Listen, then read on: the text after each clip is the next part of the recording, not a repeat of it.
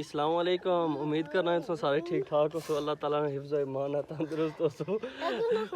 आज एक बार आप से रहे इधर छो मिलने आज ही बसेर जी अस्सलाम वालेकुम। ठीक है पर दसो मुसाकुल ए फोन माड़ा है आना जी। इधर अच्छो जी हरियान जी सलाम करो भैया नाल। सलाम वालेकुम जी। ठीक हो से ठीक ही ना ते तुसा मी गल बहुत रोजा रखया कोनी कोई नहीं मैं क्या तू रोजा रखया वा हां आपको चीजें खाना तू रोजा की रखया वा कलिया पिज्जा खाना क्या खाना है कलिया पिज्जा कौन खाना कल्ला कल्ला पिज्जा मैं तू कल्ला कल्ला पिज्जा खाना ये कल्ला कल्ला पिज्जा खाना ए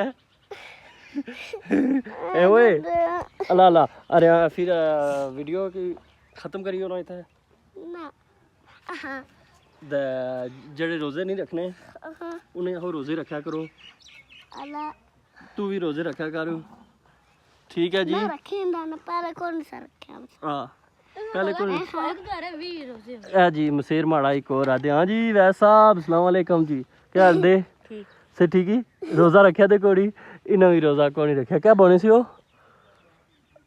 रोजे एक जरा भी रोजे रखना ओहो ठीक है जी अहो अल्लाह ने वाला है जी अल्लाह ने वाला है।